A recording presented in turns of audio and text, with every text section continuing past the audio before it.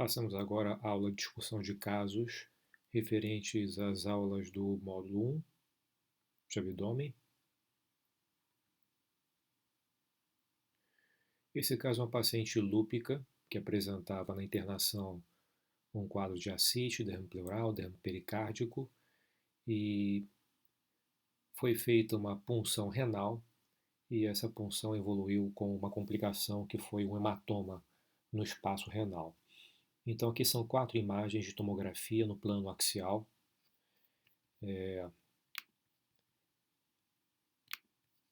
Aqui nessa imagem superior à esquerda a gente observa uma volumosa ascite, olha, muita quantidade de líquido distendendo o espaço perihepático e também periesplênico, né, do lado esquerdo aqui. Também, olha, se alojando no espaço subfrênico. Esses espaços peritoneais, como já foi visto nas aulas, eles apresentam comunicação, é um fluxo dinâmico de líquido que ocorre dentro da cavidade peritoneal. Aqui a mesma coisa, líquido no espaço subfrênico, perihepático, subfrênico esquerdo, e observem que essa estrutura é o ligamento falciforme que separa os dois espaços subfrênico, o esquerdo e o direito. Então eles não apresentam comunicação a princípio, ele age como uma barreira. E aí esse órgão grande aqui, que aparece também desse lado, é o fígado e aqui o baço. É um corte mais abaixo, mostrando, olha, o final do baço, é a extremidade inferior, do fígado. Aqui a extremidade inferior do baço e continua tendo, olha, grande quantidade de líquido no espaço peritoneal. Aqui nós vemos o pâncreas, portanto, isso aqui é o espaço pararrenal anterior, por trás aqui da cavidade peritoneal. E essa estrutura que aparece, olha, nessa região é o rim esquerdo, que se apresenta numa topografia um pouco mais anterior do que o habitual. Ele está rechaçado. E nota que existe uma coleção por trás do rim esquerdo, que na verdade não é uma coleção peritoneal, é uma coleção de retroperitônio. Isso aqui é um hematoma, que eu havia comentado anteriormente, localizado no espaço perirrenal. Então ele ocupa a gordura desse espaço perirrenal e joga o rim lá para frente. Aqui é um corte da pelve, mostrando, olha, líquido, também na região do fundo de saco posterior e anterior ao útero também. Outros cortes axiais, aqui no nível das lojas renais, rim esquerdo, rim direito. Mais uma vez, observe como é que o rim esquerdo ele se encontra rechaçado anteriormente pela presença de uma coleção no espaço perirrenal. Essa coleção ela é meio heterogênea. É importante quando há uma coleção no espaço renal, a gente diferencia o que é um hematoma subcapsular do que é um hematoma ou uma outra coleção no espaço perirrenal. Notem que nesse caso aqui, por exemplo, é um pouco difícil a gente conseguir definir isso, mas a análise dos cortes subsequentes, a gente observa que essa coleção se estende até lá embaixo, olha. Ela vem descendo, se avolumando, inclusive. Isso é a coleção. E aqui ela vai meio que diminuindo, né? E adquirindo uma densidade mais alta. Na verdade, essa coleção no espaço perirrenal, ela apresenta, olha, a fáscia digerota, ou fáscia renal anterior e a fáscia de Zucker-Kendall, ou fáscia renal posterior, também espessadas, e elas confluem conforme você desce em direção à pele, à pelve, para formar aquele plano interfacial combinado que eu havia comentado na aula de retroperitônio do webinar. Então nós temos aqui o espaço perirrenal, a fáscia renal posterior, a anterior está aqui. Você vem descendo, fica só o espaço sem o rim, fáscia renal anterior, posterior, e elas confluem para formar esse plano interfacial combinado. Então, a sequência de imagens dá para a gente concluir que essa coleção ela se localiza no espaço perirrenal, né, porque ela vai até o plano em que você tem a junção das fáscias. Aqui já é praticamente transição com a pelve, estou vendo o ilíaco aqui, olha, do lado esquerdo. Então, ela se continua até aquela porção inferior em que há a confluência das fáscias. Então, é uma coleção no espaço perirrenal. Outro dado que poderia ajudar é quando você verifica aqueles septos de Kunin comunicando a face renal posterior em direção à cápsula do rim. Aqui não está tão claro que isso aqui são septos de Kunin, né? Pode ser apenas a densidade aumentada da coleção. Mas quando você visualiza o espaço perirrenal com os septos de Kunin, a coleção, se estiver localizada ali, é uma coleção exatamente perirrenal. Bom, ainda destacando aqui a volumosa ascite, isso aqui já é o espaço inframesocólico. Note que as alças de Delgado, elas ficam concentradas na porção central do abdômen, quando você tem uma ascite volumosa como essa. Isso aqui é a goteira paracólica direita, né, que comunica o espaço supramesocólico com o espaço pélvico. E aqui a goteira paracólica esquerda. Mesma coisa aqui e aqui, do lado das alças de intestino grosso. Fazendo um desenho esquemático sobreposto às imagens de tomografia, a gente vê, olha, achurada em azul a cavidade peritoneal, ela é bem anterior, as lojas renais achuradas em amarelo e a coleção pintada aqui em verde, né? A coleção do espaço perirrenal.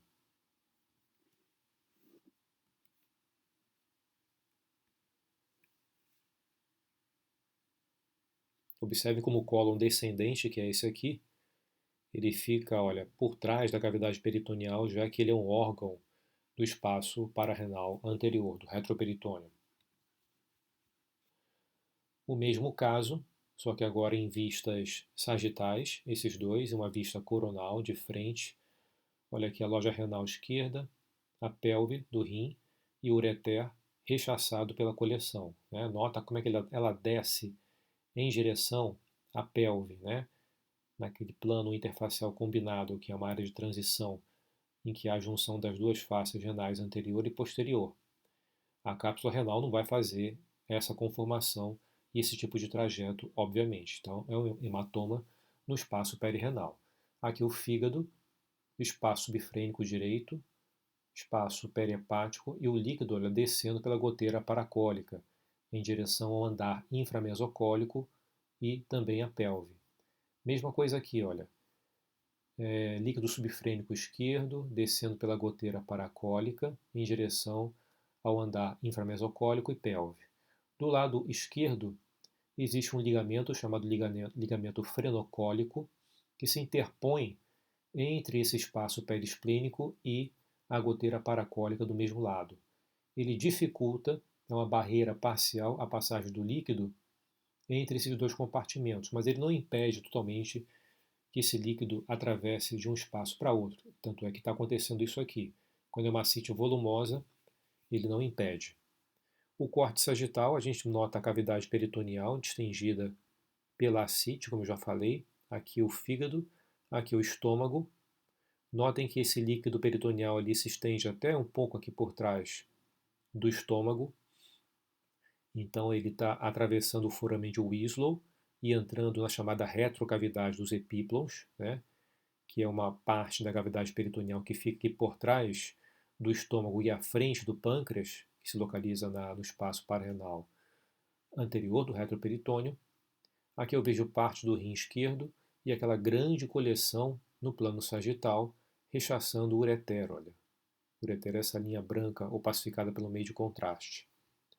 Num outro plano sagital, a mesma coisa, parte do fígado, espaço subfrênico, líquido na cavidade peritoneal em abundância. Aqui o rim e o espaço perirrenal, olha, totalmente preenchido pelo hematoma que rechaça o rim para frente. No desenho esquemático é exatamente isso que a gente vê, né? Fígado, espaço subfrênico, goteira paracólica, andar inframesocólico e pelve, goteira paracólica esquerda, espaço periesplênico e espaço subfrênico esquerdo, fígado, rim e aquela coleção no espaço perirrenal. Mesma coisa aqui no plano sagital, a coleção rechaçando o rim, o estômago, o fígado e a cavidade peritoneal com aquele líquido que entra por dentro do foramen de Wieslow, comunicando a retrocavidade dos epíplons com o saco maior, né? Que é essa parte mais anterior, proeminente aqui da cavidade peritoneal. Mais uma vez no plano sagital, olha o líquido aqui atravessando, olha o espaço subfrênico, o rim e aquela grande coleção, aquele grande hematoma perirenal. Muito bem, nós vimos detalhes no caso anterior da anatomia do retroperitônio e do peritônio. A gente vai continuar na mesma linha. Esse caso era um paciente que se apresentava no pós-operatório de cirurgia urológica. Ele havia feito uma reinserção do ureter do lado direito, não vou me lembrar qual foi a causa disso, mas ele complicou fazendo, olha, um hematoma subcapsular de rim. Olha como é que o aspecto é diferente daquela coleção, daquele hematoma perirenal do caso anterior, né? Nós temos aqui a loja renal direita, a loja renal esquerda, o baço, o fígado. Esse é um corte coronal, um corte de frente. E essa área mais densa, mais hiperdensa, é sangue abaixo da cápsula do rim. No plano axial, mostrando aqui, olha, o cólon transverso, a loja renal com aquela área mais densa abaixo da cápsula do rim. Plano sagital, eu estou aqui no nível do fígado, o rim direito. Esse espaço entre o rim direito e o fígado é exatamente o espaço de Morrison, né? É um espaço da cavidade peritoneal. A cavidade peritoneal ela entra por esse recesso entre o fígado e o rim. E aqui na parte posterior da loja renal eu verifico aquele hematoma que tem uma densidade aumentada. O sangue tem uma densidade aumentada e ele aparece mais hiperdenso, mais branco na tomografia computadorizada. O esquema, olha, mostrando a cápsula renal distendida por aquele hematoma. Notem que o aspecto é diferente daquele hematoma perirenal. Olha a gordura do espaço perirenal aqui. Como é que ela se encontra bem preservada, parece uma lâmina, né? Não tem nada aqui borrando essa gordura. Então o líquido ele se encontra realmente abaixo da cápsula renal direita. Esse é um caso de apendicite aguda. O doente aparece na emergência com uma clínica muito sugestiva, inicialmente de dor na região periumbilical, que é consequente à distensão do apêndice, e depois, com o passar do tempo, essa dor vai se localizando na fossa ilíaca direita. Isto é, quando aquele apêndice, além de ficar distendido, ele começa a ter alterações da parede e alterações do peritônio em volta, isso leva a uma irritação localizada na fossa ilíaca direita e você, quando aperta aquele local, o paciente sente muita dor, né, que é o sinal de Bloomberg. Então, nesse caso aqui, nós vemos uma tomografia computadorizada, são cortes no plano axial, no nível da transição entre o abdômen e a pelve. Observem aqui essa estrutura com calibre aumentado, distendida por líquido, tem gás no interior. É a mesma estrutura. Em torno dela, nota que tem um borramento da gordura peritoneal. A densidade normal da gordura é esse pretinho aqui, olha, que a gente vê à esquerda, do lado direito. E em torno do apêndice, a gente nota um borramento da gordura periapendicular, né? E o apêndice distendido, inflamado, e aqui nós temos a imagem de um apendicolito na origem, na saída da luz do apêndice. O apêndice ele está ligado ao seco, esse aqui é a parte do seco, parede bastante espessada, tem inflamação associada e também tem aquele borramento da gordura perissecal. No paciente adulto, o primeiro exame de escolha para avaliação da apendicite na emergência é a tomografia computadorizada.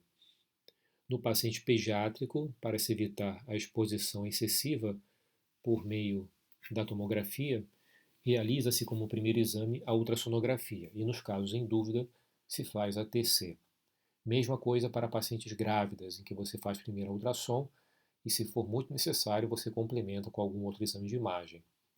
E existem trabalhos mostrando que a ressonância magnética tem uma sensibilidade e especificidade muito semelhantes à da tomografia, então é uma alternativa, por exemplo, para o caso de grávidas, quando você fica em dúvida em relação aos achados de ultrassom, mas não quer expor muito a paciente, uma alternativa é o uso da ressonância magnética.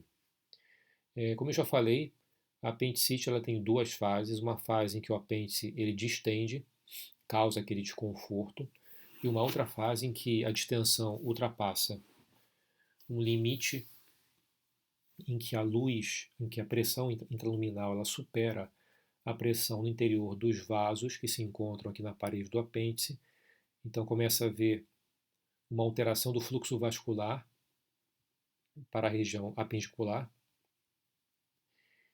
e uma isquemia da parede do apêndice, o que pode levar a necrose e perfuração do apêndice com saída do conteúdo para dentro da cavidade peritoneal, que é o que causa a irritação peritoneal.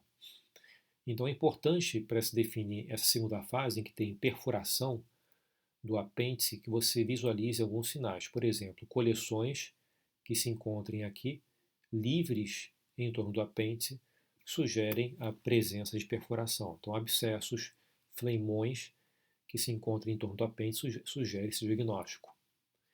Na parede apendicular, quando você nota a falha de enchimento da impregnação pelo meio de contraste, o que não é o caso aqui, a gente nota que ele se impregna, olha, branquinho em torno da parede, mais ou menos de forma homogênea, mas quando há defeitos de perfusão desse meio de contraste na parede, isso sugere áreas de necrose e também uma evidência de possível perfuração da parede do apêndice. Na ultrassonografia, a gente não vê isso porque não tem meio de contraste a princípio, né, para se realizar de rotina e visualizar como é que ele se comporta na parede do apêndice, mas a gente nota que quando existem alterações das camadas do apêndice na área de necrose, na área de isquemia, isso também sugere o diagnóstico de possível perfuração. Gás livre fora da luz apendicular, fora de intestino, também é outro dado que sugere perfuração da parede do apêndice. Então, essas considerações têm que ser feitas no laudo para o médico saber se tem perfuração ou não, ou se o apêndice ele se encontra simplesmente inflamado, como está acontecendo aqui. Então, em vermelho, o apêndice distendido, em amarelo, aquela região do seco com parede espessada. Em relação ao tamanho do apêndice, já que ele fica distendido na apendicite, o tamanho dele se encontra aumentado. Então, apêndices com calibre acima de 7 milímetros são considerados anormais e sugestivos de apendicite. Então, em resumo, sinais de apendicite, aumento do calibre do apêndice, a parede espessada do apêndice, o borramento da gordura periapendicular, espessamento da parede do seco, borramento da gordura pericecal e presença de líquido, tipo abscesso, fleimão ou gás fora de alça, fora da luz do apêndice. Também sugere um possível diagnóstico de apendicite aguda com perfuração e a presença do apendicolito, que eu havia mostrado anteriormente, também é muito sugestiva nos casos que têm quadro clínico compatível de apendicite.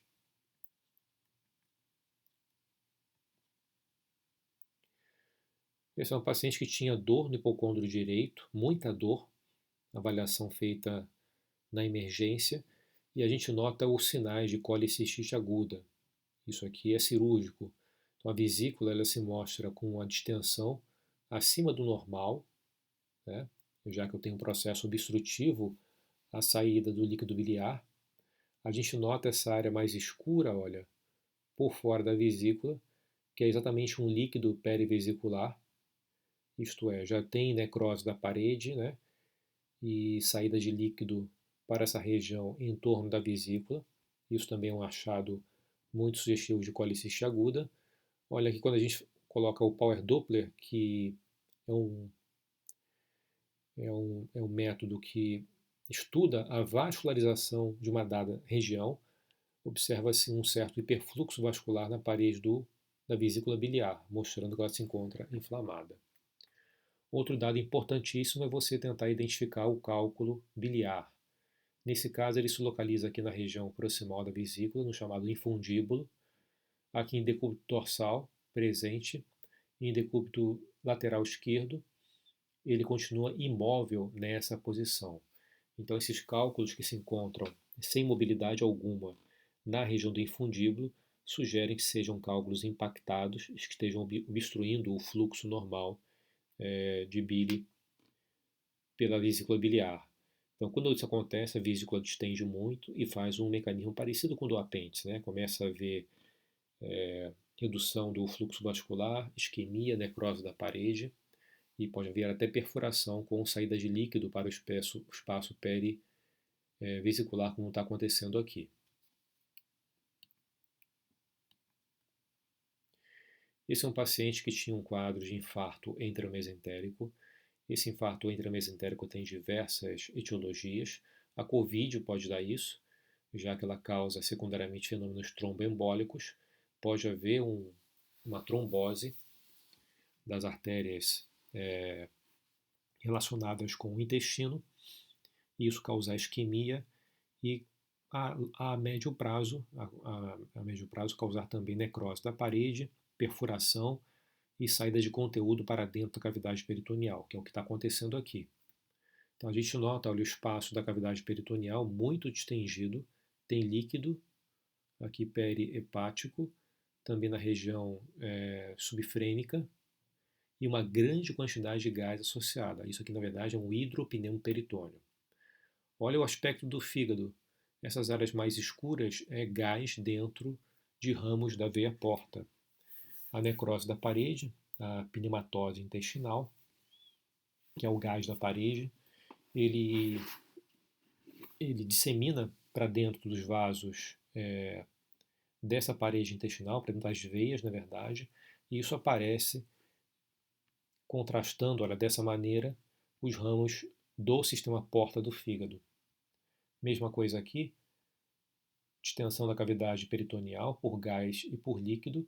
Essa faixa aqui no meio é o ligamento falciforme, que nós já vimos anteriormente, separando o lado esquerdo do lado direito. Nota que quando você tem gás fora da luz de alça, na cavidade peritoneal, você consegue ver muito bem, olha, o contorno da própria alça intestinal, da parede, já que você tem gás dentro e tem gás fora também. Olha como é que o mesentério do intestino delgado, que são essas alças aqui, ele se encontra bastante espessado nesses casos de infarto intramesenterico. Muitas vezes até as veias mesentéricas aqui do meso, elas se encontram também engurgitadas. E a gente observa a alteração dessas alças intestinais, né? No desenho esquemático, mostrando em azul o espessamento do ligamento falciforme, aqui a cavidade peritoneal distendida por gás achurado em verde e por líquido achurado em vermelho, né, o líquido se depositando e o gás ficando mais anterior. E aqui em amarelo, olha, é o mesentério do delgado que se encontra espessado nesse infarto enteromesentérico. Imagens à direita, duas imagens no plano sagital, à esquerda, e à direita a imagem no plano de frente, coronal. Então, mais uma vez mostrando o gás na cavidade peritoneal, muita distensão, gás aqui em ramos do sistema porta. Aqui no plano frontal, olha, espaço perihepático com líquido, descendo aqui pela goteira paracólica direita, né? E esse preto é o gás moldando, olha, o contorno da cavidade peritoneal e aqui do espaço subfrênico do lado esquerdo.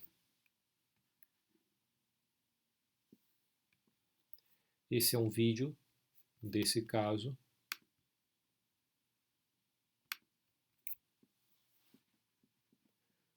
Olha o gás aqui na cavidade peritoneal. Essa é a parte anterior. Ele está indo para trás.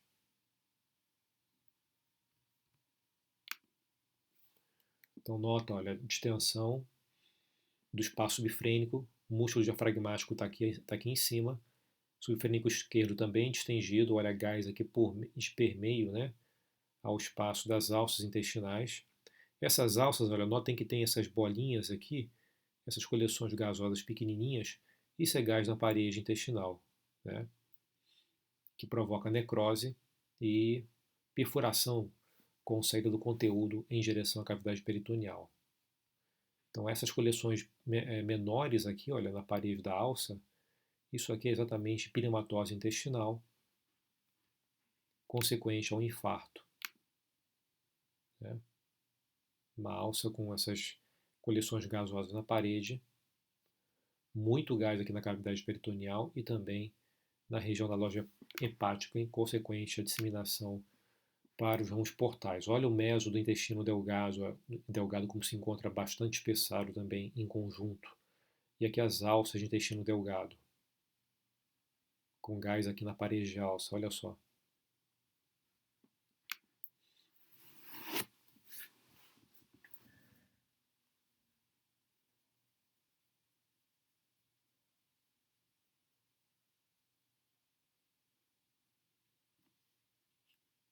Uma complicação importante, portanto, um hidropneu peritônio. Esse caso era uma pancreatite aguda, grave. A gente nota aqui, olha, o estômago, fígado, vesícula biliar. Esse aqui é o pâncreas, então, portanto, é o espaço pararrenal anterior. Nota que existe, olha, líquido por trás dele e à frente dele, entre o pâncreas, a loja do pâncreas e o estômago. Nós já vimos anteriormente que esse espaço entre o pâncreas e o estômago é o espaço da retrocavidade dos epíplons, do saco menor, que é um espaço peritoneal. E aqui por trás nós temos coleção do espaço pararrenal anterior, que é um espaço retroperitoneal. Olha o espessamento da fáscia renal anterior, da fáscia lateroconal e parte da fáscia posterior, né? Alguém pode me perguntar, mas como é que pode ocorrer disseminação do retroperitônio para a cavidade peritoneal? Por meio dos ligamentos, que comunicam muitas vezes os dois espaços, né? Por exemplo, o pâncreas ele tem ligação com o mesocólon transverso. Então, pode haver passagem de líquido, comunicação do processo inflamatório em direção a um ou outro compartimento por meio desses ligamentos, dessas pregas que existem no interior da cavidade peritoneal. Aqui um corte sagital mostrando, olha, o estômago rechaçado para frente, o líquido naquela retrocavidade dos epíplons, é uma grande coleção líquida. Aqui o espaço perirenal com o rim aqui no meio, e aqui o espaço pararrenal anterior com a fáscia renal anterior e ela espessada com um pouquinho de líquido aqui na frente. Olha, um corte coronal, corte frente, mostrando o espaço perirenal sem nada, a princípio nenhum borramento.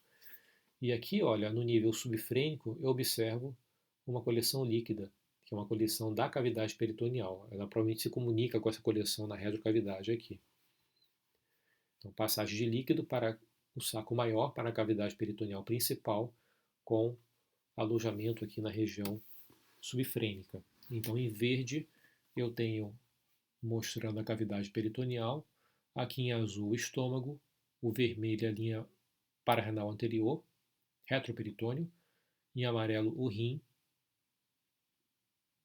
só para poder ilustrar aquilo tudo que eu falei. Estômago, líquido na retrocavidade, que fica entre o pâncreas e o estômago. Por trás do pâncreas eu tenho espaço pararrenal, coleção também, e um espessamento secundário das fáscias renais e lateroconal.